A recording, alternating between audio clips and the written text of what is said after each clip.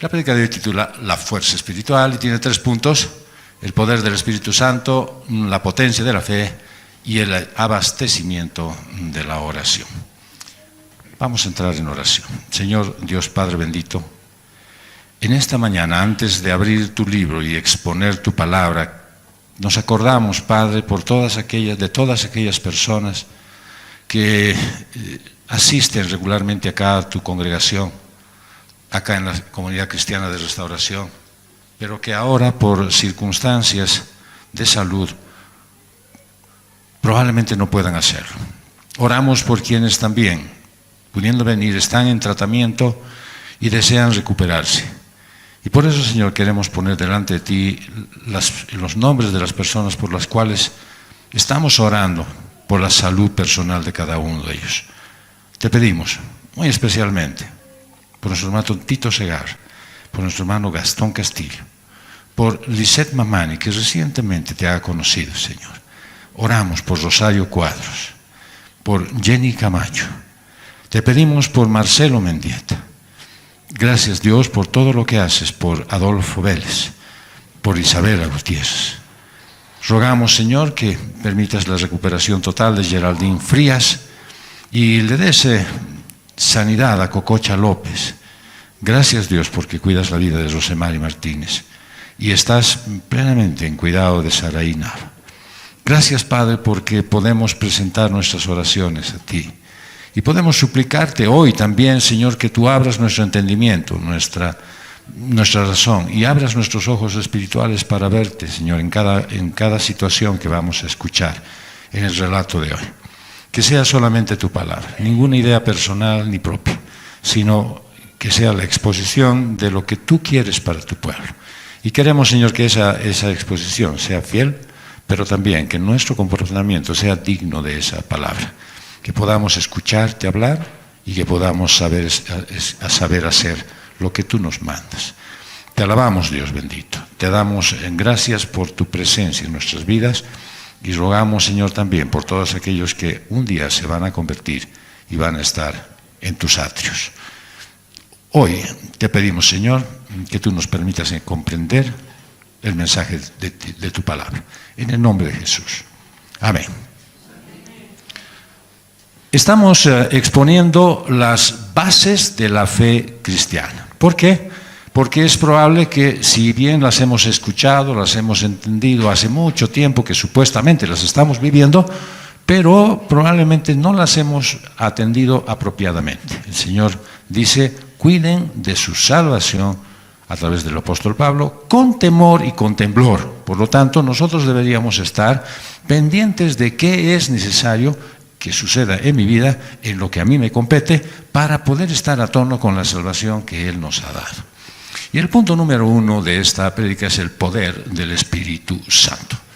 Isaías 44, versos 1 al 3 dice: mas ahora escucha, Jacob, siervo mío, Israel, a quien yo he escogido. Así dice el Señor que te creó, que te formó desde el seno materno y que te ayudará. No temas, Jacob, siervo mío, ni tú, Jesurún, a quien he escogido, porque derramaré aguas sobre la tierra sedienta y torrentes sobre la tierra seca.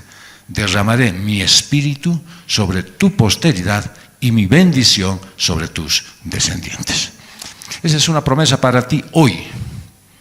Digas, pero yo no me llamo ni Jacob ni Israel. Pero Él dice que te conoce desde el vientre de tu mamá. Él te ha puesto tu nombre. Y por lo tanto, no temas. Dice, porque Él está contigo, porque eres quien Él ha escogido. A medio del camino de su ministerio, el Señor Jesús se puso de pie en el templo de Jerusalén, el último día de la fiesta de los tabernáculos, y Él declaró una promesa, que está descrita en Juan 7, 37 al 38. En el último día, el gran día de la fiesta, Jesús, puesto en pie, exclamó en alta voz: si alguien tiene sed, que venga a mí y que beba. El que cree en mí, como ha dicho la Escritura, de lo más profundo de su ser, brotarán ríos de agua viva. Ahora, con la ventaja de que ya él ha visto lo que ha sucedido. Juan está escribiendo mucho tiempo después y explica lo que quiso decir el Señor. Y esta enseñanza ya queda para nosotros, para que nosotros podamos comprender a qué se refería con esa expresión que había dicho Jesús. Y en Juan 7:39 leemos: pero él decía esto del Espíritu, que los que habían creído en él habían de recibir, porque el Espíritu no había sido dado todavía, pues Jesús no había sido glorificado. Qué interesante es poner en el contexto esto, ¿no es cierto? Porque él les decía una cosa que ya la veía hecha, el Señor Jesús. Ellos todavía no, sino hasta que se cumpliera toda la promesa del Señor Jesús en cuanto a su obra aquí en la tierra. Así es que Jesucristo, antes de ir a la cruz, habla y dice que en algún momento los que creerían en Él recibirían el Espíritu Santo. Ahora uno podría decir, y eso ya se ha cortado, eso no es vigente, eso sigue ahora funcionando exactamente igual. La herencia que Él nos ha dejado es que a partir de ahora, y desde el momento que se fue, aún ahora, todos aquellos que creen en Él reciben el Espíritu Santo. Ahora eso no es simplemente una especie de, no sé, de particularidad, que se puede decir, bueno, de acuerdo, es que buen beneficio. No, es Dios morando en ti. Por lo tanto, ¿no es cierto?, es la manera en la que tú puedes confiar en Él. Ahora, estuve teniendo esta semana pasada una confrontación en cuanto a una enseñanza que estoy viendo y me hacía pensar, ¿eres siervo o eres hijo? Porque los siervos obedecen y los hijos obedecen y complacen. Así que la pregunta es, ¿te quedaste como siervo que solo obedeces? Te dice, haz esto, vas. Te dice, no hagas, no haces. ¿O realmente lo haces y le obedeces para complacer a Dios? Aquí Él nos está diciendo, te voy a dejar mi espíritu. Y esa es la manera en la que puedes complacer a Dios. Puedes hacer que Él se sienta feliz. ¿Se acuerdan lo que escuchó el Señor Jesús cuando se bautizó? Este es mi Hijo amado, en quien tengo complacencia. ¿Acaso no quisieras escuchar eso de ti cada día? Bien, hijo amado, bien, hija amada, hoy fui complacido por ti. Eso es lo que yo quisiera que todos escuchemos cada día, cada noche al dormir.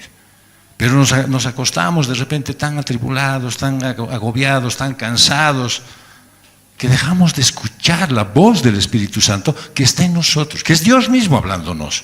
No es un hálito, no es una fuerza solamente. Él tiene fuerza y poder, pero es Dios mismo obrando en nosotros. Jesús quería que comprendan que el poder en el cual Él mismo, o sea, Jesús se apoyó, el poder por el cual su vida era victoriosa aquí en la tierra, ese poder que le evitaba ofender al Padre, Jesús quería que comprendan que ese poder les estaba dejando a ellos. Y obviamente, cuando tú miras la obra de Jesús, la vida de Jesucristo, y dices, inigualable para mí. Y Él te dice, vamos, te estoy dejando toda mi capacidad para que tú puedas ser un hijo que complace al Padre. Hay que en el corazón de su mensaje está hablando de un alma que está llena del Espíritu y llena de la palabra. Porque ¿qué vas a obedecer? ¿Con qué lo vas a complacer a Dios si no sabes qué es lo que Él dice? Entonces, te das cuenta que es así como Jesús enfrentó la tentación, los obstáculos, todas las pruebas que se vinieron. Y es posible leer en el Evangelio de Juan, en el capítulo 14, verso 15, si ustedes me aman, guardarán mis mandamientos. Es decir, si son ustedes capaces de reconocer el amor que el Padre les ha dado y además usar ese mismo amor que Él ha dejado en ustedes, entonces dice que la consecuencia de eso es que van a poder guardar, es decir, hacer, obedecer, cumplir sus mandamientos y por lo tanto agradar a Dios. Esa palabra amar es agapao en el original, y entonces es como si Jesús te dijera, puedes amarme o no, pero si de verdad me amas, entonces debes guardar mis mandamientos. La muestra de amor a Dios de tu parte es que guardas sus mandamientos, pero no los guardas en una caja fuerte a la cual acudes de vez en cuando. La guardas en tu corazón, en tu mente, para que todo el día esté dándote las pautas para ver cómo obrar en esta tierra. Y ahí habla de la palabra guardar, que es tereo, que es vigilar, preservar, atesorar, o sea, darle un valor único. Y es un énfasis en estar alerta y valorar lo que estás guardando. Y en este caso, sus mandamientos. Ese es claramente como obedecer con fe y con la fuerza del Espíritu Santo. Por lo tanto, no tienes mejor condición en la que estás ahora que la de amar a Dios primero y guardar sus mandamientos. Esto se refleja que cuando tienes intimidad con Dios, guarda su palabra. Cuando te das tiempo en la mañana, en la tarde, en la noche, en algún momento, para estudiar su palabra. Cuando pones empeño en saber realmente lo que Él dice. No te digo que leas la Biblia en 3 meses. Te digo que entiendas lo que lees, aunque sea un poquito cada día. Ponte a pensar que Él, que a mí me da diferentes tareas durante la semana, me ha puesto a pensar en esto que Él quiere que exponga, no solamente hoy, sino durante toda la semana. Seguiremos hablando de este tema porque es muy probable que algunos de repente tienen una comprensión, pero aún falta un entendimiento claro y una aplicación perfecta.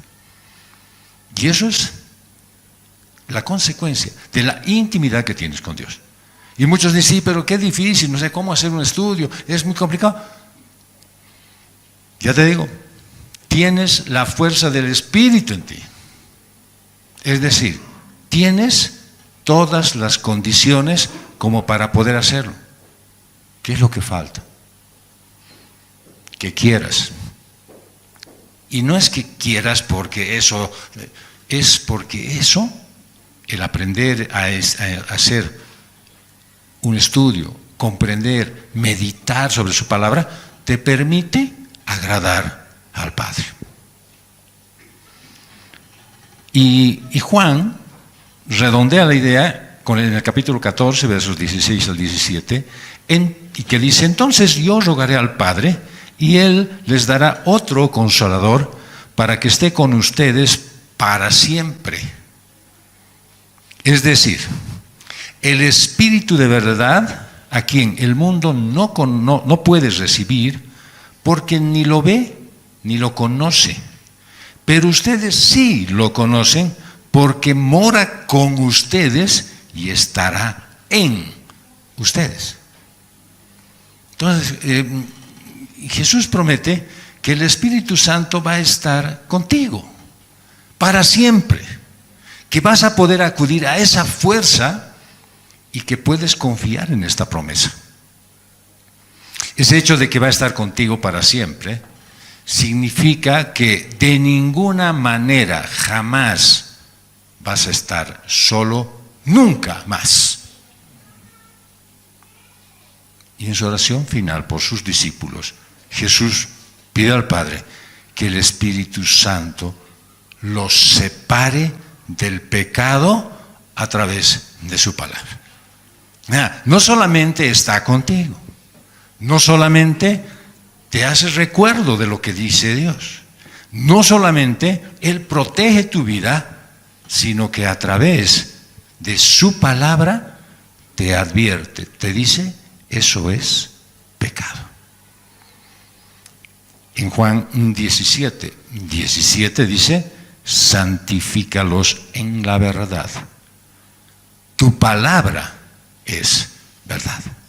Así que, si tú quieres tener la referencia real de cómo puedo evitar pecar, desde el momento que está empezando a aparecer la idea, como dice Santiago, empieza a generarse, ¿no es cierto? Y ese momento es cuando tú le das chance a concebir al pecado.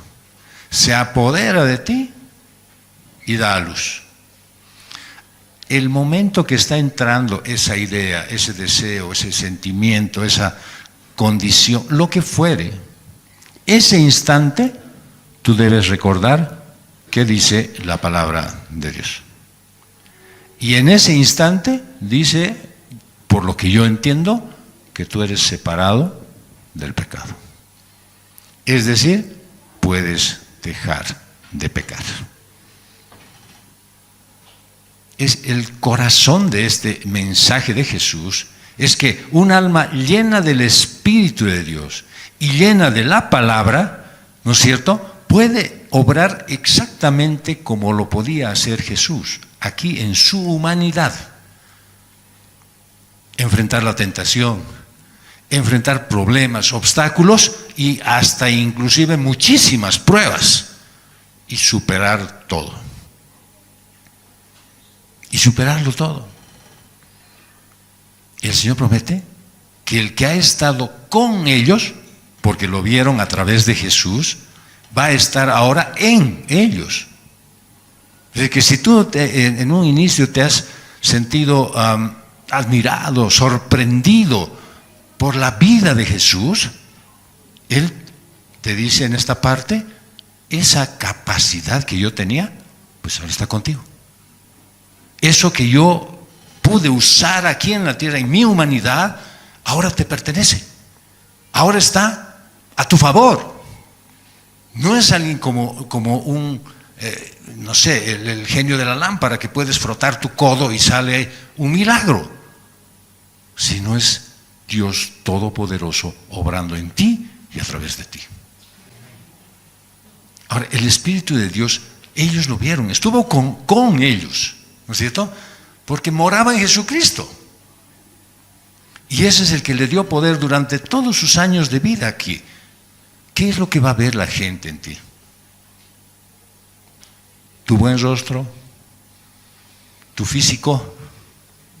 Lo que va a ver es a Dios obrando en tu vida.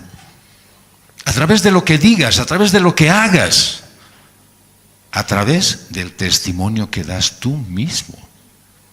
Así que por lo tanto no tienes que esforzarte mucho en decir, sí, tengo que ser súper preparado, tener 5 maestrías, por ahí 4 posgrados y quién sabe de repente un diplomado más para poder ser agradable a los demás.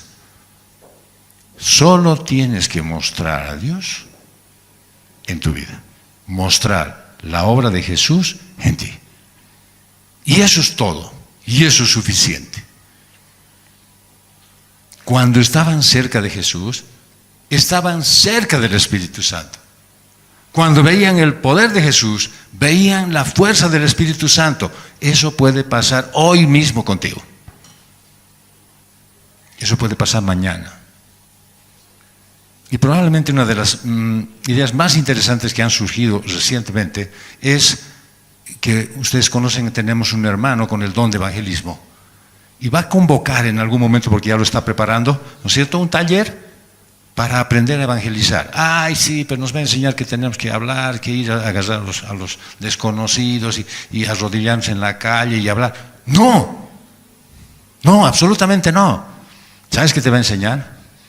A presentar al Señor Jesús en tu vida a los que trabajan contigo todos los días, a los que están estudiando contigo en la universidad, en el colegio, a los que viven contigo que no conocen al Señor, a aquellos que aún todavía no han sentido la fuerza de Dios en sus vidas, e inclusive a muchos que dicen que son cristianos, pero que en el fondo solamente están entusiastamente asistiendo a las congregaciones. Eso es lo que necesitamos, alguien que muestre a Jesús en su vida, y eso puede ser tú. Y no vamos a hacer un seminario muy grande, simplemente es una explicación real de esto más en detalle, para que te des cuenta que tú tienes la posibilidad de mostrar a Jesús en tu vida y que puedes hacer la diferencia. Y dirás, sí, pero ya no me van a querer. Bienaventurado. Bienaventurado si ya no te quieren, porque muestras a Jesús en tu vida.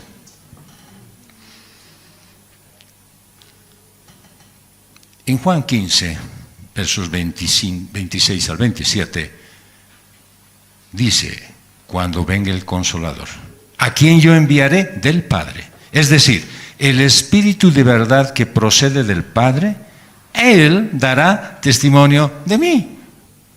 Y ustedes también darán testimonio, porque han estado junto a mí desde el principio. Entonces, ¿qué es lo que está aclarándote ahora?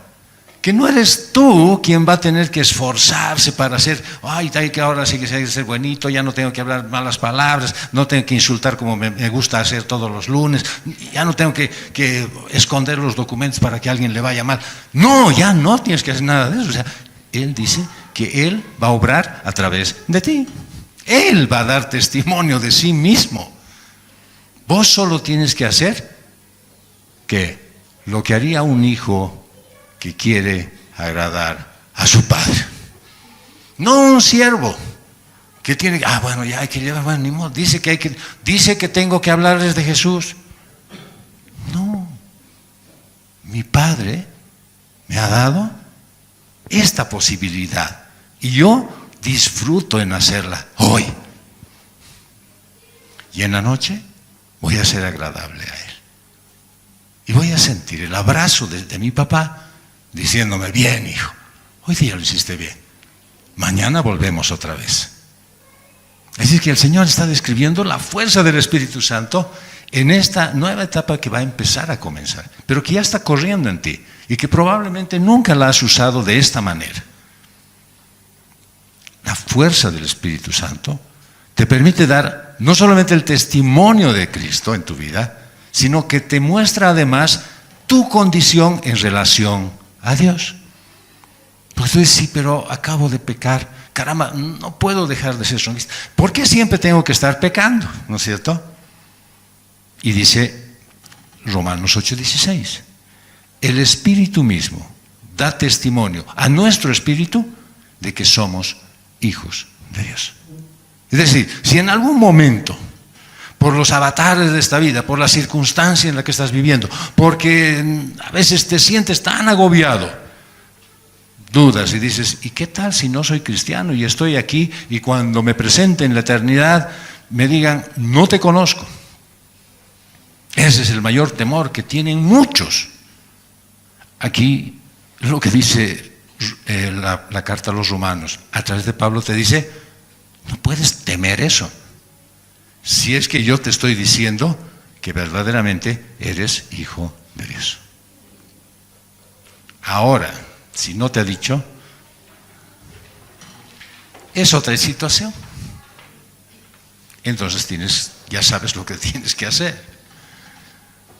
Esa fuerza que tiene el Espíritu Santo en ti te da la posibilidad de que puedas clamar Abba Padre a Dios. Y ese Abba Padre no significa simplemente Abba, sino es una relación muy afectiva, de mucha intimidad con el Padre. Es decir, me siento verdaderamente como un hijo amado de Él. Amado de Él. Y obviamente lo amo profundamente y le puedo decir Abba Padre. ¿Se acuerdan ustedes el relato de lo que se llama el hijo pródigo? ¿No es cierto? Él dijo, bien, ya estoy en las últimas, así es que mejor regresaré y voy a ser un siervo. Voy a ser un siervo en la casa de mi padre. Y cuando él está regresando con todo su currículum bajo el brazo, pero obviamente un currículum que no te daría acceso a ningún lado, excepto al infierno, ¿no es cierto? Cuando él está regresando con todo eso, lo ve a su padre venir corriendo para abrazarlo y decirle, papá, te he ofendido, te he lastimado a ti y a Dios. ¿Y qué recibe? Un abrazo. Y dice, tú eres mi hijo amado. No me importa lo que has hecho. Tú eres mi hijo amado. No, quiero yo ser un siervo. Eres mi hijo amado. Aquí están tus sandalias, aquí está tu ropa, y ponga el anillo más para que sepan que él manda. Eres mi hijo amado. Entonces, ¿qué creen que pudo haber dicho? Sí, Señor, estoy a tus órdenes. Abba, Padre, papito amado, gracias por recibirme en la casa otra vez. Puedes equivocarte, puedes pecar, pero puedes esperar que el Padre también extienda su brazo de amor hacia ti y te perdone y te dé la oportunidad nueva de comportarte como un verdadero hijo que quiere complacer a su Padre. Por su fuerza, por esa fuerza que el Espíritu Santo te da, puedes evangelizar, o lo que Pablo llama ejercer el ministerio de la reconciliación. Esta es la comunidad cristiana de reconciliación, ¿sí? Es decir, dice en 2 Corintios 5:19, que Dios estaba en Cristo reconciliando al mundo con Él mismo, no tomando en cuenta a los hombres sus transgresiones, y nos ha encomendado, ¿a quiénes? A nosotros, a ti, la palabra de reconciliación. Es decir, a ti te ha dicho que Él ya ha dado la posibilidad de reconciliarse a todo el mundo. ¿Quién es el que tiene que anunciar eso? Tú, yo. ¿Y cómo lo vas a hacer? ¿Con una vida llena de pecado, con un afán en tu vida, mostrando debilidades y dando mal testimonio? No, usando la fuerza del Espíritu Santo que está en ti. Así lo vas a hacer. No poniéndote un peso, ay, sí, ahora como los fariseos, ¿qué tengo que hacer? ¿Qué no hay que hacer? No, solo debes vivir la vida que el Espíritu Santo está guiando dentro de ti. Si no escuchas la voz del Espíritu Santo, si dejas que el enemigo te quite tu seguridad y tu convicción, si no confías en su palabra, pues no esperes decir que Jesús es la respuesta a todo, si tú mismo estás confundido. No esperes dar aliento a nadie si tú mismo vives desalentada. ¿Cómo te van a entender? ¿Cómo van a creer que es cierto? Sí, vamos, ánimo, amigo. ¿Cómo? ¿Cómo? O sea, si tú estás desanimada, tú más bien necesitas que te demos aliento. ¿Cómo me vas a mostrar a Jesucristo si tú estás hecho bolsa? Jesús ha prometido que el Espíritu Santo va a venir para darte fuerzas para enfrentar los problemas y para poder obrar aún bajo presión. Si tomas de su fuerza, vas a poder superar las desilusiones, los ataques, las tentaciones. Vas a salir adelante a pesar de la tristeza. Porque el Espíritu Santo te da la fuerza sobrenatural que te levanta. Y es la única provisión que necesitas para vivir la vida cristiana. No necesitas nada más. No tienes que ir a la punta del cerro. No tienes que leer al revés la Biblia. No. Solo tienes que hacer caso a la guía del Espíritu Santo. en Juan 16, 8 al 11, dice, cuando Él venga, es decir, ya ahora, este tiempo, o sea, cuando hoy, el día de hoy está aconteciendo eso desde hace 2000 años, convencerá al mundo de pecado, de justicia y de juicio. De pecado porque no creen en mí. De justicia porque yo voy al Padre y ustedes no me verán más. Y de juicio porque el príncipe de este mundo ha sido juzgado. Esa palabra convencer, el hecho, es en el original, es o significa refutar a un contrincante. Es decir, tener la fuerza de enfrentarlo. Y tal vez dices, vea, pero ¿quién es el contrincante? O sea, ¿quién de todos estos que veo son mis contrincantes? Ninguno. El único contrincante al que tienes que enfrentar, refutar, es a Satanás. Es el adversario, el acusador, el calumniador, el mentiroso, el homicida. Y para eso el Espíritu Santo convence al inconverso de 3 cosas. De pecado. Y probablemente a muchos cristianos que emotivamente por ahí han dicho, sí, se han bautizado, están en la iglesia, dan su ofrenda, pero no hay cambio y transformación en su vida. Entonces el Espíritu Santo te convence de pecado. Alguien que no está totalmente en esto, alguien que es inconverso, debe saber que está apartado de Dios por el pecado. Que el pecado te separa de la presencia de Dios. Y lo peor, no puede hacer nada al respecto. De repente ni se ha enterado. Pero escucha, tu vida es de pecado. Y dices, sí, pecado, no, pero pecado, sí. Pero no puedes hacer nada. Eso sí. He intentado dejarlo, hasta dieta he hecho para dejar el pecado y nada, no se puede. Voy al gimnasio, ¿no es cierto? Voy al culto, me encuentro con algunos, pero nada, no se puede. Y dice que te va a convencer también de justicia.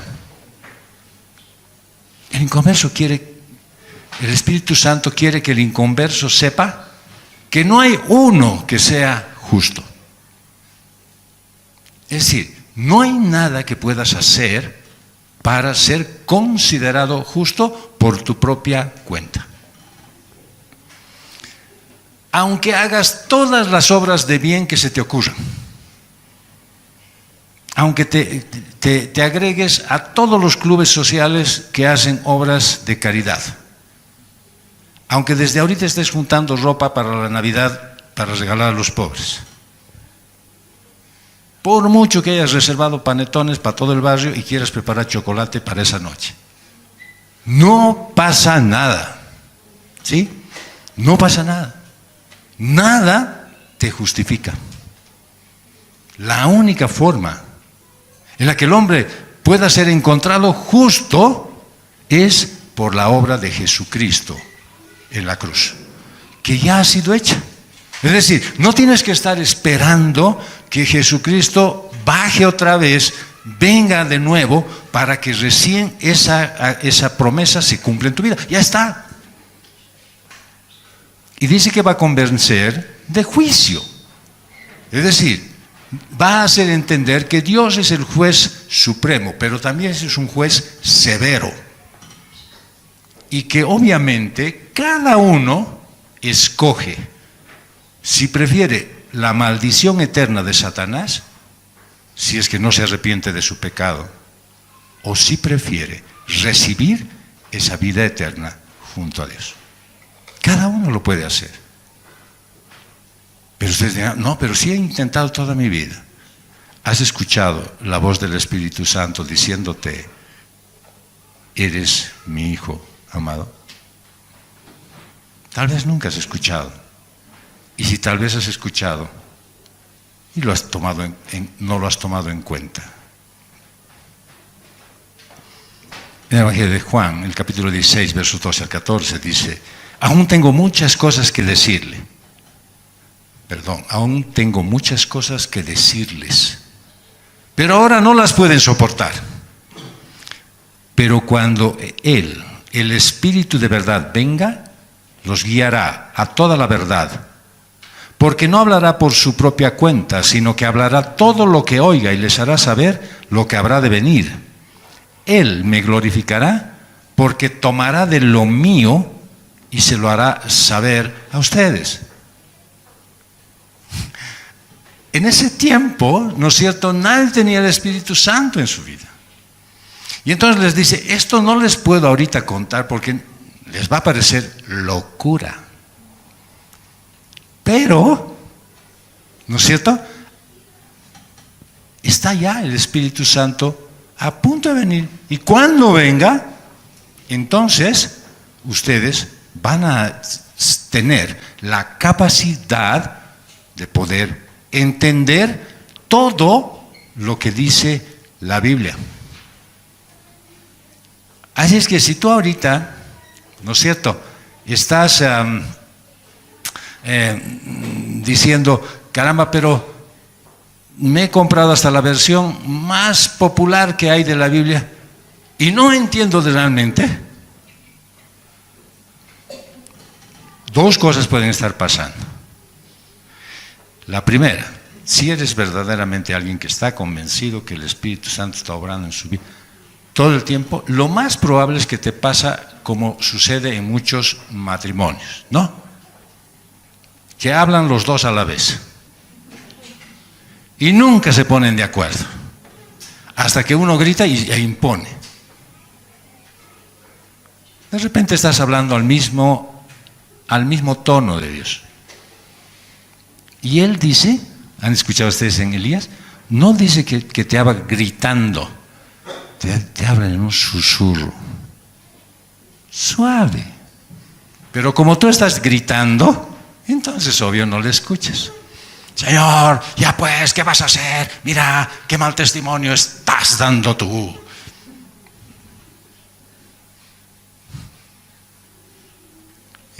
Y el Señor te está susurrando. Y vos sigues gritando. Cuando dice, recibes al Espíritu de Dios en ti, Él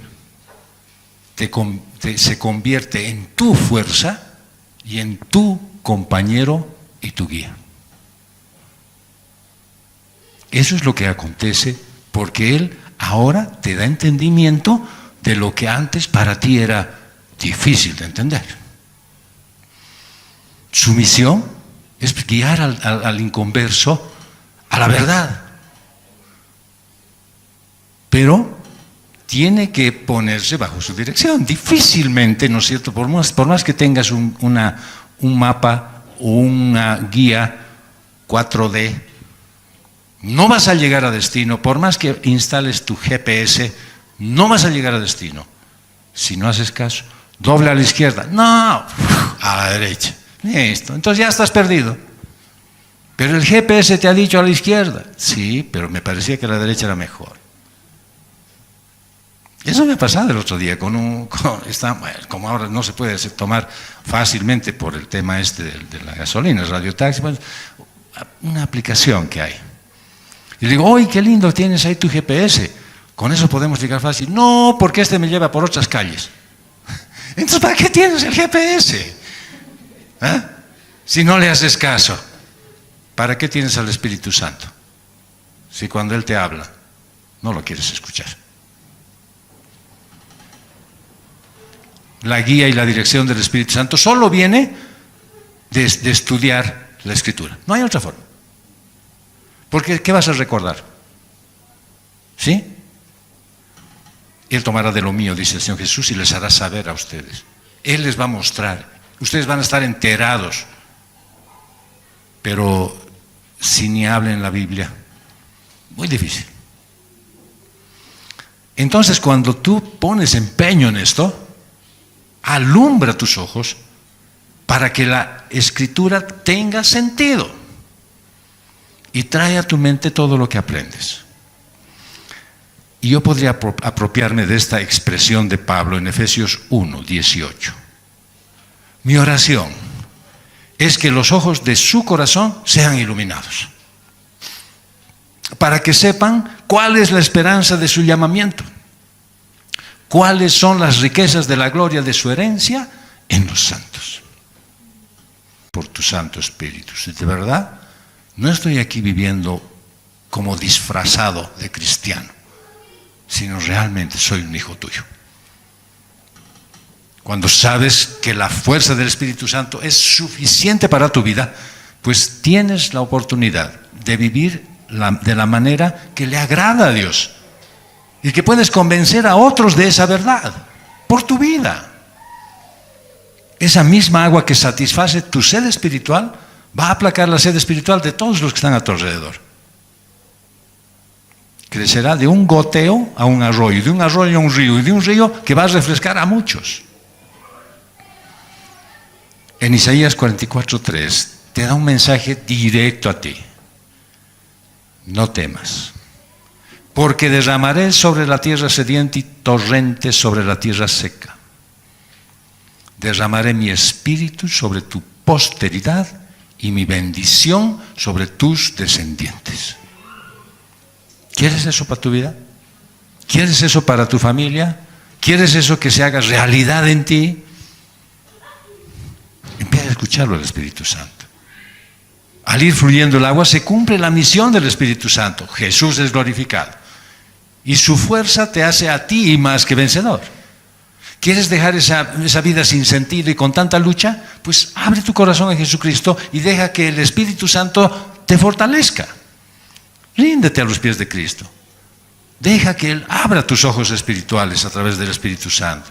Que veas la gloria de Dios todo el tiempo. No creas que es automático por venir a la iglesia, por estar solamente en algunas reuniones o por seguir por el internet. Solo es con la fuerza del Espíritu Santo que tu vida logra tener esa vida en victoria constante. Nadie puede vencer al mundo, a la carne y al diablo sin el Espíritu Santo. Es necesario que dependas de su guía, de su dirección y de su fuerza. Punto número 2, la potencia de la fe. En 2 de Crónicas 17:1-6 dice: entonces su hijo Josafat reinó en su lugar y afirmó su dominio sobre Israel. Puso tropas en todas las ciudades fortificadas de Judá. Puso también guarniciones en el territorio de Judá y en las ciudades de Efraín que su padre Asa había tomado. Y el Señor estuvo con Josafat porque él anduvo en los primeros caminos de su padre David, y no buscó a los Baales, sino que buscó al Dios de su padre. Anduvo en sus mandamientos y no hizo como Israel. El Señor pues afirmó el reino bajo su mano, y todo Judá le traía presentes a Josafat. Y tuvo grandes riquezas y honores, y su corazón se entusiasmó en los caminos del Señor. Y además quitó de Judá los lugares altos y las aceras. Qué raro esto. ¿Qué tiene que ver con la fe? Pues simple y llanamente que él vio lo que había que hacer y creyó en que eso era lo que había que hacer. Con un plan perfecto y una provisión perfecta, pues Dios extiende su mano para alcanzarte. Y entonces tienes dos opciones.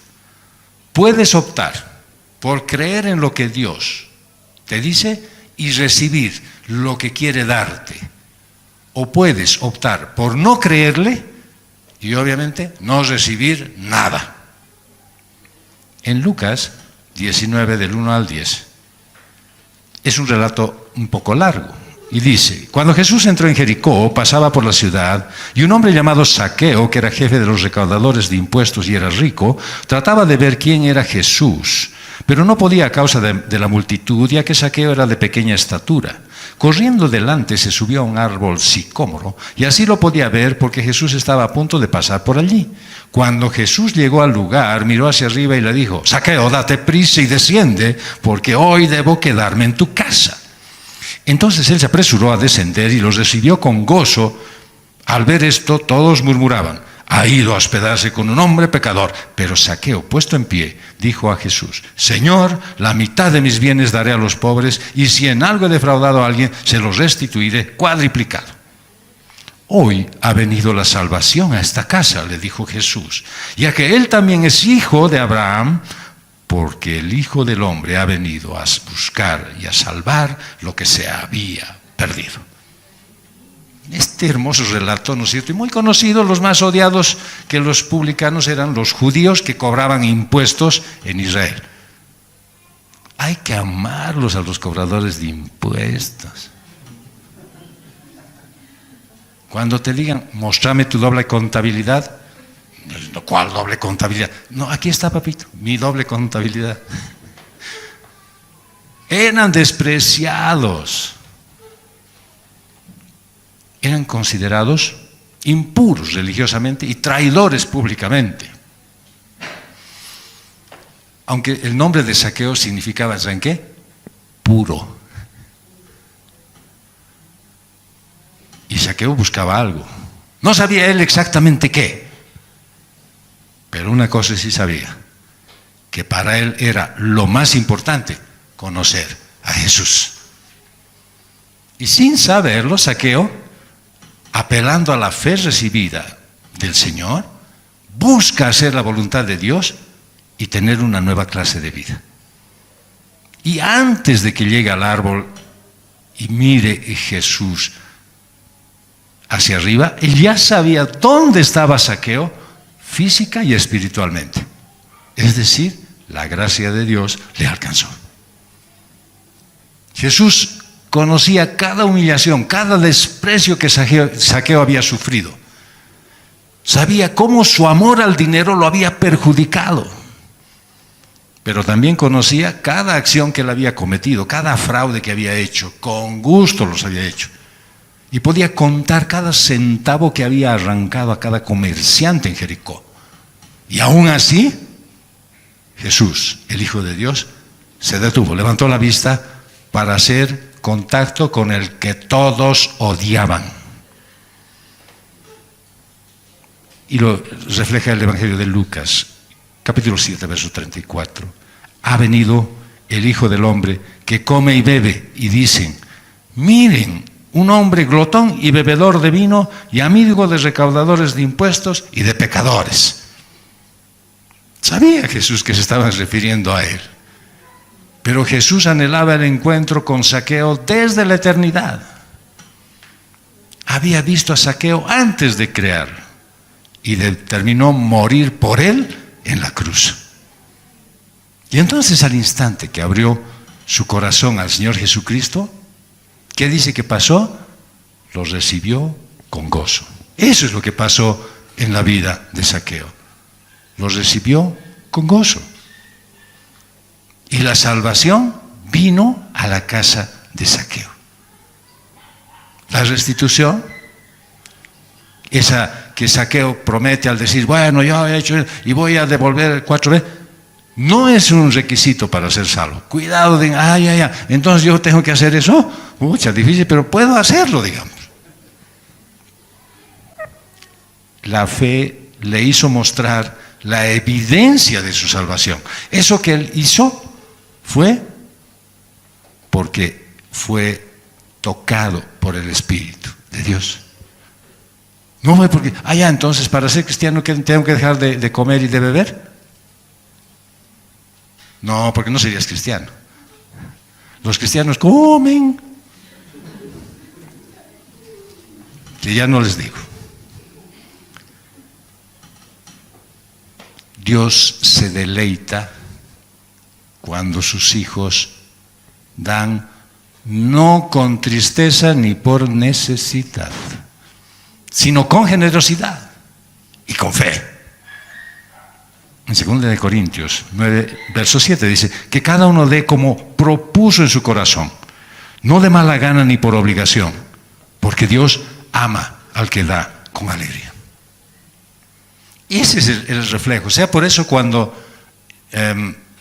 tengo la oportunidad de mirar en el momento de la ofrenda y digo, ¿por qué no habrá pasado aquel? ¿Por qué no habrá pasado aquella? ¿Por qué se habrán quedado? ¿Por qué no habrá venido?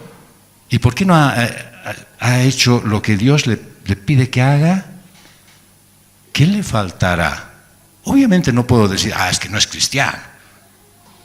lo más probable es que le falta fe. Porque si doy mi ofrenda hoy, ¿cómo voy esta semana a la oficina? Si doy mi ofrenda hoy, ¿cómo hago mercado la próxima semana? Si doy mi ofrenda hoy, ¿cómo me voy a comprar eso que quiero? Como no tienes fe, entonces acudes a tu propio entendimiento. Esos que se escandalizaban que Jesús esté visitando a un pecador, supieron por la expresión de Jesús que la misión de él era buscar y salvar a los perdidos. No era hacer amiguitos, no era simplemente pasar por ahí y mostrarse. No era solamente predicar el Evangelio, era buscar a los perdidos. Y ese buscar es seteo, perseguir, es buscar hasta encontrar. Y miren lo que dice Juan 6:44, nadie puede venir a mí si no lo trae el Padre que me envió, y yo los resucitaré en el día final. Esa expresión, lo trae, no significa que lo toma de la mano, vení, vamos, no conoces el camino. ¿Sabes qué es? Lo agarra del cuello y lo arrastra. Así me trajo el Señor a mí. Porque de otra manera yo no hubiese podido darme cuenta que mi miserable condición me tenía completamente apartado del Señor.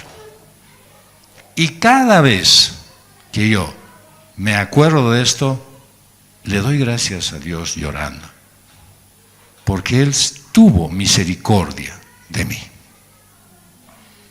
Jesús me buscó y el Padre me agarró del cuello y me trajo a su lado.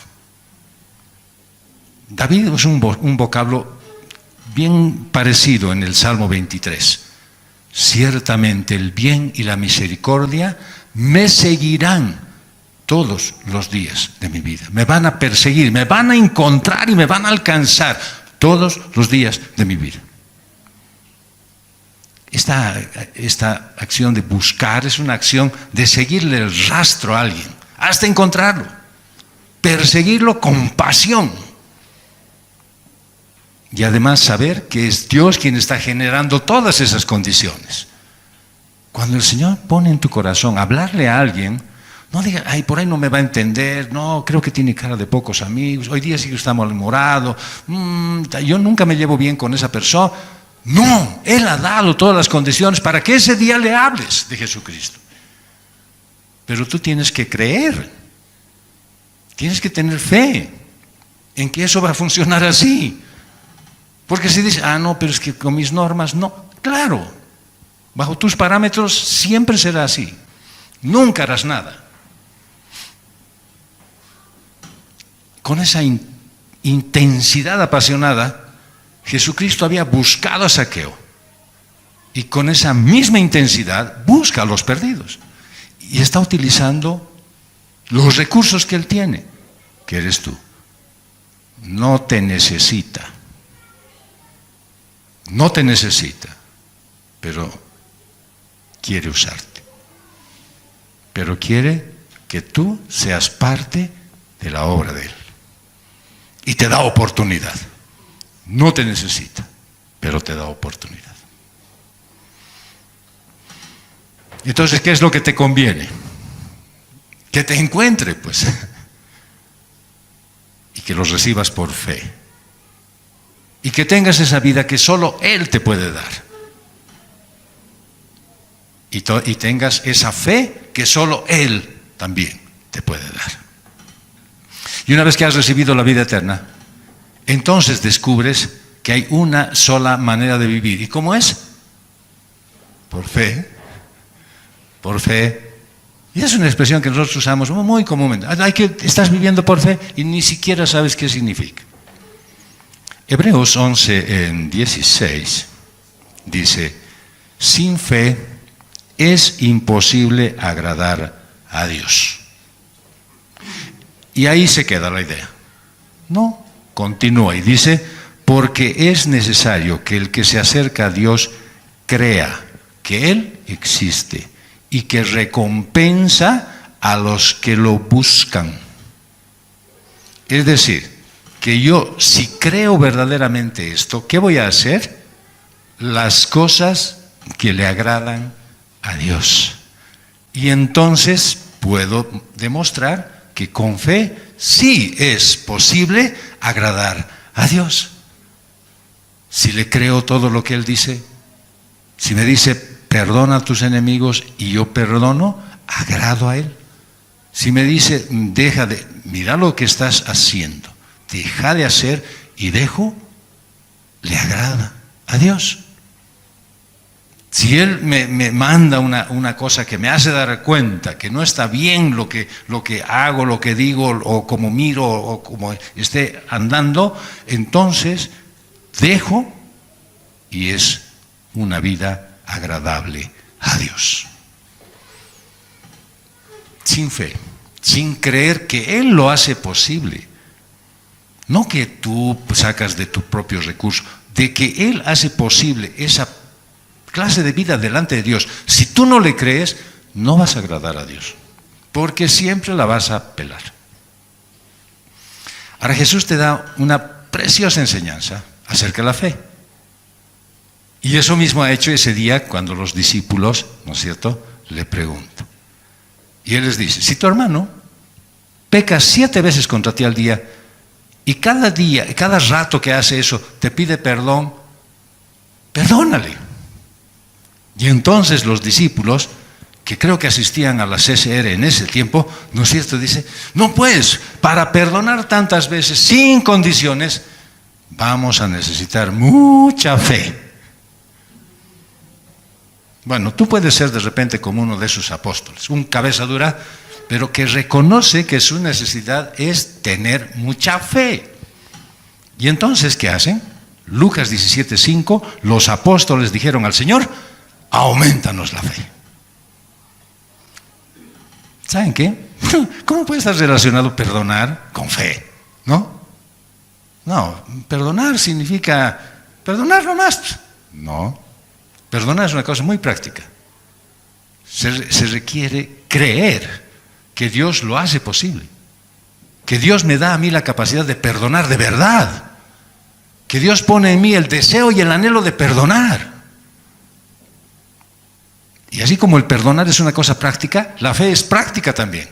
Y te permite a ti deleitar al Señor, complacer al Señor, obedecerle a Dios. Y esto se relaciona con cada aspecto de tu vida. Y una de las áreas de mayor necesidad es de las relaciones personales, ¿cierto?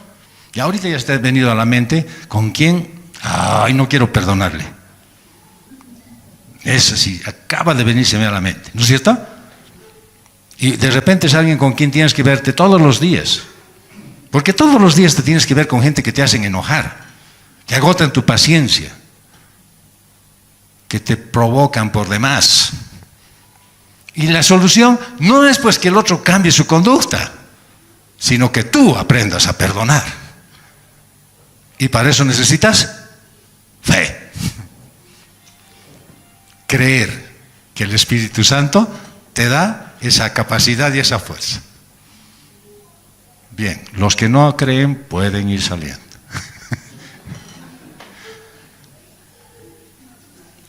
Y entonces la enseñanza de Jesús en el capítulo 17 de Lucas, verso 6, dice, entonces el Señor dijo, si tuvieran fe como un grano de mostaza, dirían a este sicómoro, desarráigate y plántate en el mar, y les obedecería. Cuando sus discípulos le piden a Jesús que aumente su fe, Jesús les explica cómo funciona la fe. A ver, ¿qué tamaño de fe tú tienes? Más o menos así. Es más grande que el grano de mostaza. Entonces, ¿por qué no tengo fe? ¿Tienes fe? Les está diciendo, no importa el tamaño o la cantidad, sino el objeto de tu fe. No es cuánta fe tienes, sino en quién pones tu fe. Y en Mateo 13, 31 al 32 dice, otra parábola les contó Jesús. El reino de los cielos es semejante a un grano de mostaza que un hombre tomó y sembró en su campo, y que de todas las semillas es la más pequeña. Pero cuando ha crecido es la mayor de las hortalizas y se hace árbol, de modo que las aves del cielo vienen y anidan en sus ramas. Entonces, aquí el Señor Jesús le está ilustrando la enseñanza con el crecimiento, desde lo más pequeño hasta lo más grande, y así puede crecer tu fe. El poder no está en la persona que tiene fe, ni en la fe por sí misma. El poder radica en el objeto de la fe, es decir, en Jesucristo. Y tú tienes la mente de Cristo. Tu fe puede ser muy pequeña, pero si descansa en la verdad de Dios, puede lograr lo imposible.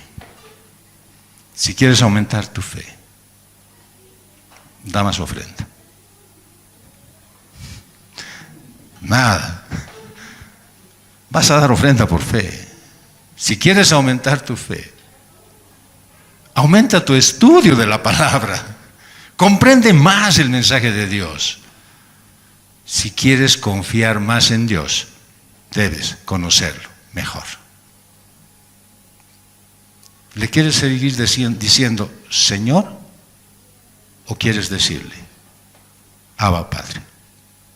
¿Qué quieres? Si quieres decirle Abba Padre, tienes que conocerlo mejor. Y no es justificativo decir, no, yo no tuve un padre bueno, no, yo no tuve un ejemplo de papá, no, yo fui un niño abandonado. Él es la muestra de un padre único, amoroso y todopoderoso, que no se compara a nadie en el mundo. Por lo tanto, no puedes comparar con nada en este mundo. Él es un padre único. Y sabes que te ama.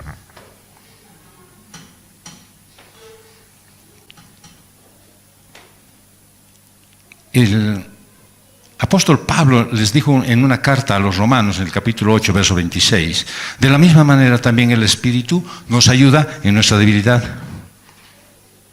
No sabemos orar como debiéramos, pero el Espíritu mismo intercede con nosotros con gemidos indecibles. ¿Crees en eso? ¿Crees realmente que tu oración puede tener sentido? ¿Puedes realmente entender que lo que dice Pablo es, en Romanos 10, 17, la fe viene por el oír, y el oír por la palabra de Dios?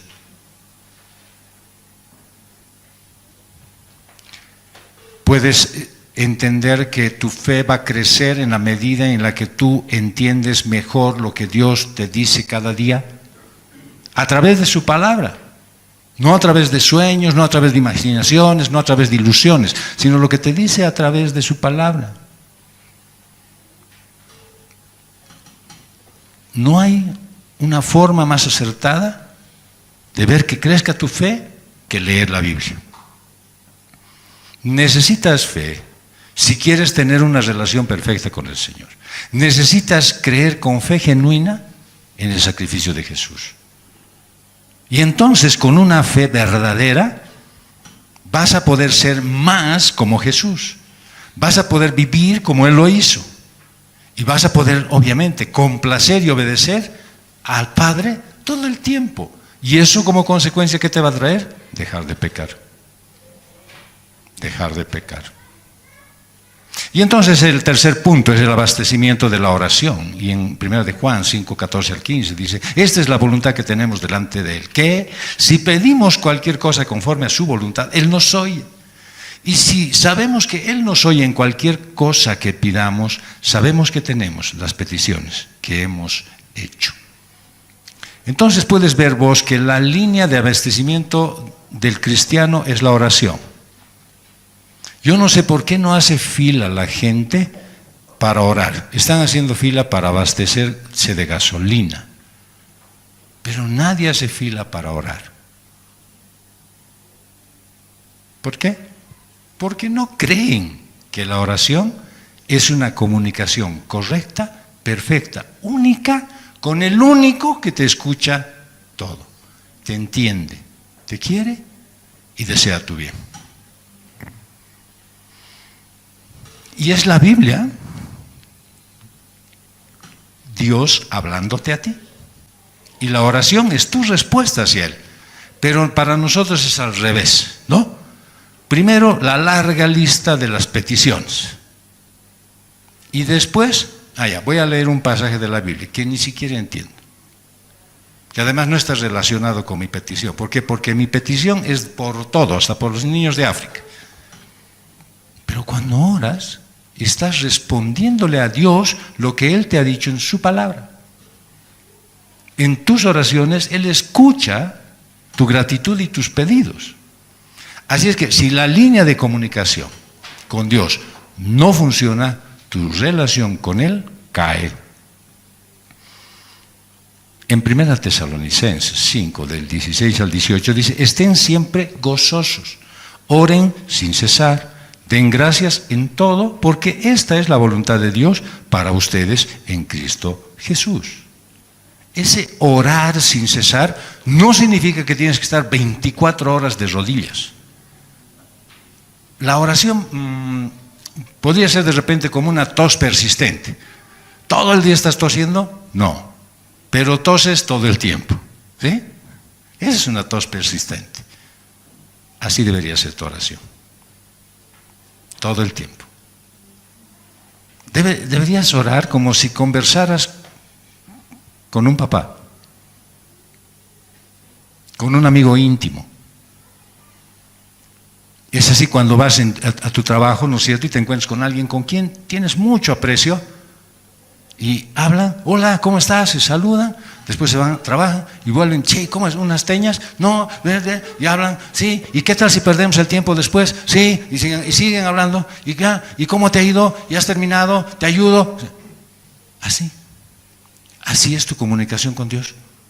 Todo el tiempo, todo el tiempo, todo el día.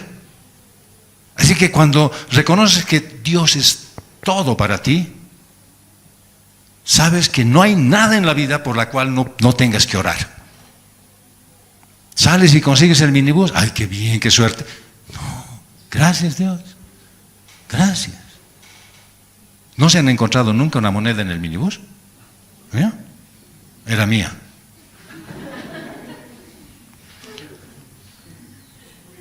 Eso es para que pagues tu pasaje, ¿no? Eso es para que pagues tu pasaje. Me deben.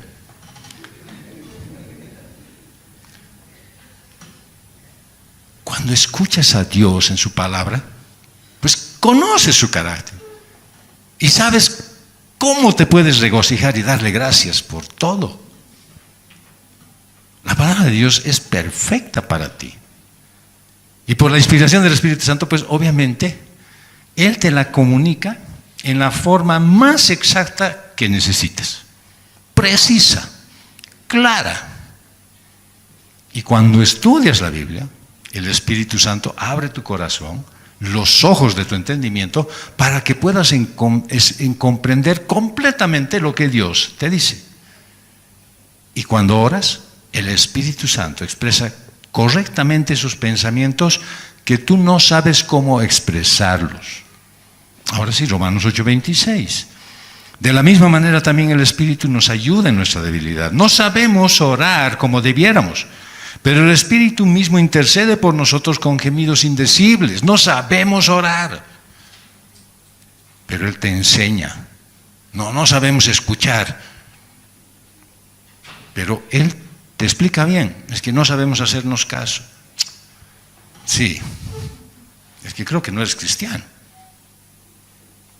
Si el Espíritu Santo te está indicando qué tienes que hacer, qué tienes que decir, no tienes que arrodillar. Mi tiempo de oración es de 7 a 8.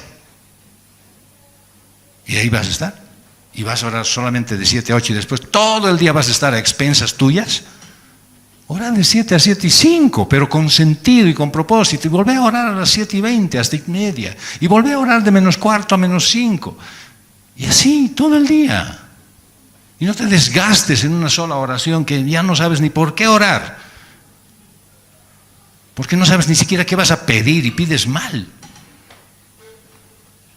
Entonces, si has almacenado la Escritura en tu corazón, el Espíritu Santo trae a tu mente las palabras que necesitas en ese momento exacto. Y el Señor Jesús lo enseñó en Mateo 7, del 7 al 11. Pidan y se les dará. Busquen y hallarán. Llamen y se les abrirá. Porque todo el que pide recibe, y el que busca halla, y al que llama se le abrirá. ¿O qué hombre hay entre ustedes que si su hijo le pide pan le dará una piedra, o si le pide un pescado le dará una serpiente? Pues si ustedes siendo malos saben dar buenas dádivas a sus hijos, ¿cuánto más su Padre que está en los cielos dará cosas buenas a los que le piden? Ese relato dice que un padre malo tiene una buena reacción porque ama a su hijo, y el amor hace que algo bueno brote de él.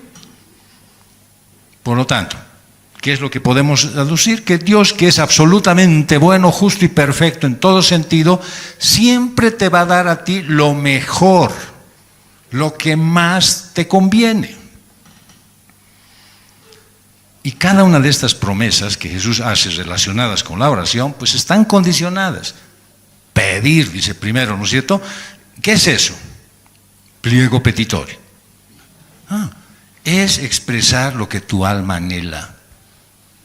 No lo que caprichosamente me gustaría, no quisiera que haya trabajo el lunes, no.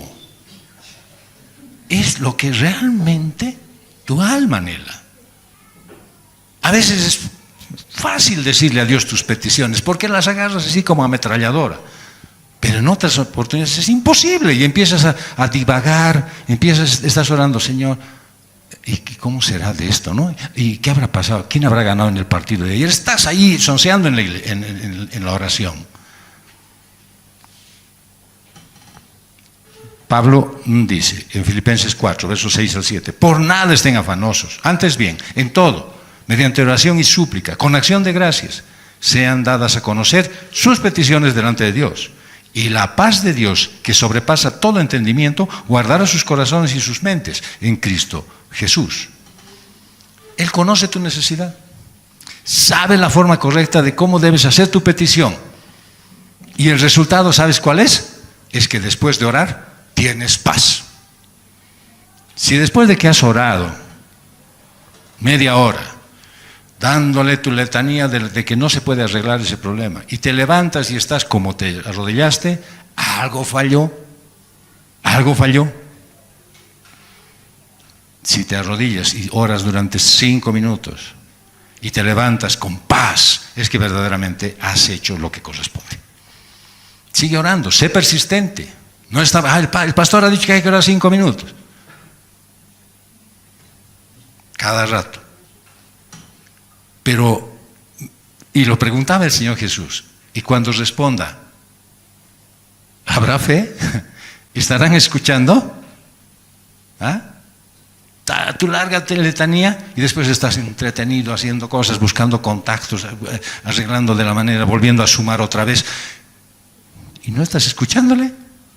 ¿No estás esperando que te responda? Así que cuando pides, espera que te responda. Eso es orar con fe. Pero también debes escuchar tu oración. ¿Ya? Escúchense lo que están orando para ver si hay relación entre lo que pides y lo que dice Dios en su palabra. Miren Mateo 6, versos 7 y 8. Dice, y al orar, no usen ustedes repeticiones sin sentido, como los gentiles, porque ellos se imaginan que serán oídos por su palabrería. Por tanto, no se hagan semejantes a ellos, porque su Padre sabe lo que ustedes necesitan antes de que ustedes se lo pidan. Así que no le digo que le cansan a Dios orando así, pero yo si fuera Él, realmente se enchufaría. A ver, va a empezar la hora, ya, lo apagaré, le quitaré el volumen, y después de media hora pongo y no, sigue. Ay no, un ratito más. Yo haría eso, pero Él no hace. Pero no abuses. No desgastes tu propia energía, tu fe. No malgastes tu tiempo. Ora con sentido. Porque seguro que cuando estás en un estudio bíblico, ese rato, ¿no es cierto?, tienes que estar bien alerta, orejas paradas en lo que estás aprendiendo. Porque seguro que ahí viene la respuesta a tu oración. Seguro. Pero nunca voy a estudios bíblicos. ¿Cómo quieres que te hable? ¿Cómo quieres que el Señor responda a tus oraciones? Buscar es ir un paso más, ¿ya? Luego de pedir, sales en busca de la respuesta. ¿Qué son? Es preguntar, procurar, requerir, demandar. Eso es buscar. Y Jesús asegura que Dios contesta si pides y hallas si buscas. Así que tu deseo espiritual es: voy a recibir respuesta de Dios. ¿A qué? No se le he hecho tantas peticiones, una de esas me contestará. Haz oraciones con sentido. A veces de repente, y esto, perdonen que sea tan sarcástico, y han dicho que el sarcasmo es pecado, ¿no es cierto? A veces después de orar, la situación por la cual estás orando empeora. Y entonces la salida ya parece imposible. Y Dios hace que esto pase porque quiere que tú veas si crees en su promesa. Y además, si vas a seguir confiando. Y por supuesto, si vas a seguir orando. Si a la primera te rindes, ya sabes, no había fe. Si empeora y vos dices, no, buscaré nomás a un amigo, entonces es que no crees en él. Dios sí contesta la oración, pero a veces lo hace como muchos de sus milagros, por medio de las personas. ¡Ay, qué macán! Yo no quiero que nadie se entere de mis problemas. El Señor quiere utilizar a sus hijos para aliviar tu vida. Así es que si pierdes relación y dejas de congregarte, lo que haces es aislarte de la bendición de Dios. Ay, pero ¿cómo estos hermanos van a ser bendición? Si tú eres bendición, imagínate ellos, ¿no? Si tú eres una bendición, o por lo menos Dios cree que es así, mucha fe de Dios, pero bueno, Él cree. Imagínate los demás sí son una bendición real, ¿sí?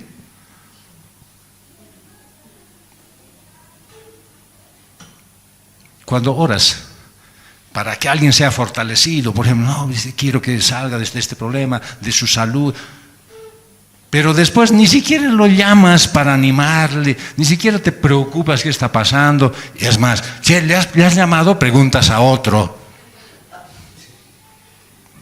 No tienes interés, pues esa es una oración sin fe, ¿ya? Solamente por decir cosas, palabrerías. ¿De quién más tengo que acordarme? A ver, veré la guía telefónica. Ya no hay, ¿no? Pero hay. Ya, entraré a mis contactos de WhatsApp. A ver, aquí, ¿por quién tengo que orar? Vamos, si estás movido a orar por alguien, llámale. Si digamos, pides a Dios que provea una familia, y vos no vas y te acercas y les compartes lo que tienes, es porque no te interesa. Entonces tu oración no es sincera. Dios puede contestar tu oración por medio de otra persona. Y entonces tú te pierdes el gozo de ser parte de la respuesta. En otras palabras, si tú pides y no estás atento, te lo pierdes. No sabes cuándo Dios obró. Dios puede contestar. Y Dios va a contestar. Sabiendo que el que lucha en oración nunca está inactivo. Siempre está pidiendo, siempre está buscando, porque cree en el poder de Dios. Y llamar significa que confías que tu oración va a ser contestada. ¿Quién va a ir a tocar el timbre de una casa desocupada? Nadie, ¿no es cierto? ¿Quién iría ahorita a la alcaldía a tocar la puerta? Quiero verlo al alcalde. No, pues, por mucha fe que tenga. No tiene fe, tiene tosudez, ¿no es cierto? No está pues ahí. Tienes que llamar porque sabes que te van a abrir. Es anhelar el cumplimiento de lo que pides y de lo que buscas. Todo lo que llega sin constancia y sin fe, pues no lo valoras. Solamente van a leer posteriormente el pasaje de Mateo 26, del 36 al 45. Y quizás en algún momento de tu vida has dicho, mi dolor es tan grande que, quisiera morirme. Así se sentía Cristo en el jardín de Getsemaní. Esa noche que Él ya estaba previo a su sacrificio. Sintió un dolor y una angustia difícil de describir, imposibles de repente. Jesús oró por su propia situación, pero luego pidió a otros que oraran intercediendo por Él. Yo digo, qué santa inocencia tenía Jesús. No sé si te ha pasado, pero cuando dices, vas a orar por mí. Hoy sí. Después cuando le llamas, si estás orando, sí. Ya, no sabes ni siquiera para qué, te he dicho, ¿sí? Y el Señor Jesús nos da esa muestra. Él se los pide, Él. Y ellos lo habían visto, acongojado, sufrido. Y les dice, oren. ¿Y cómo los encuentra? ¿Acaso no sabía, no conocía el corazón del hombre? Iban a dormir. Pero, ¿por qué? ¿Por qué hace eso? Para que ellos mismos se dieran cuenta que si no están velando y orando, se duermen. Iglesias enteras hay dormidas que están saltando, bailando, cantando, haciendo campamentos, dormidas, porque no están velando y orando. Hay dos oraciones que le agradan y le honran a Dios. Una es que está referida, y no es la única, en el Salmo 75:1. Te damos gracias, oh Dios, te damos gracias, porque cercano está tu nombre. Los hombres declaran tus maravillas. Es que una de las oraciones que agradan a Dios es, te doy gracias. Y la otra, es de Mateo 26:39, es, Padre mío, si es posible que pase de mí esta copa, pero no sea como yo quiero, sino como tú quieras. Es decir, que sea hecha tu voluntad. Y esta oración es una de las más mal entendidas, ¿no es cierto? Uno dice, sí, yo quiero que así se haga. Pero si es tu voluntad otra cosa, bueno, hazlo. Yo quisiera salir de este problema, pero si tú no quieres, bueno, que siga yo el problema, ya, ni modo. Esa no es una oración. Pero Jesús ahora está, pues, así dice, no.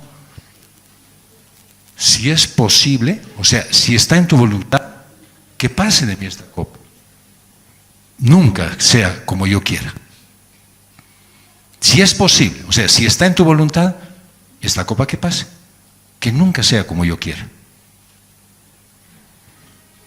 sino que sea como tú quieres.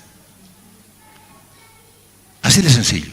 No está dando, mira, esta es mi posición. Dios, por si acaso, fíjate, esto te digo. Pero si no te da la gana de... No, no es así.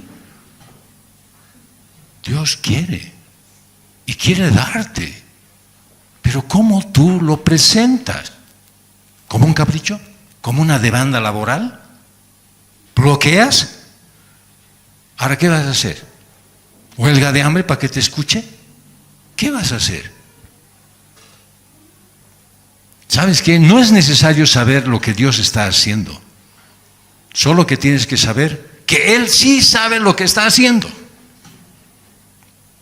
Y tus oraciones deben estar basadas en el conocimiento de Dios y en todas sus virtudes, para que sean efectivas y sinceras. No se trata de demandas egoístas, de conveniencia o por gusto.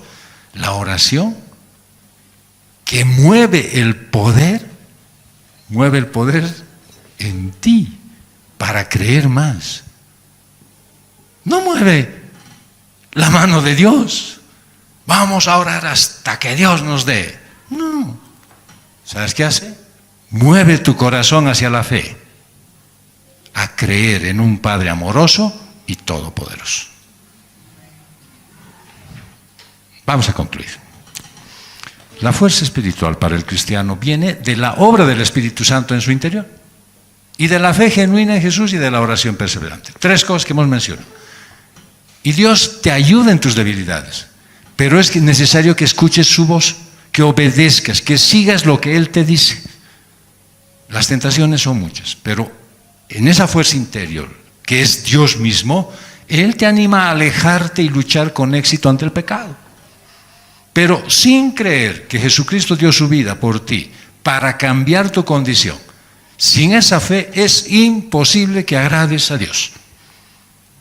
Sin fe en que su obra contra el pecado fue suficiente, pues vas a seguir luchando con tus propias debilidades y contra el maligno sin resultado. Cada vez vas a caer. Así que agrega a tu vida de fe y dependencia una oración que dure todo el día, como una conversación con tu papá. Ora sin cesar, pero hazlo con fe, con conocimiento, oyendo lo que dices, confiando en que Dios te escucha. Y no dejes de venir a las reuniones de la iglesia. Sé de bendición para la iglesia y para tu familia. Que Dios te bendiga.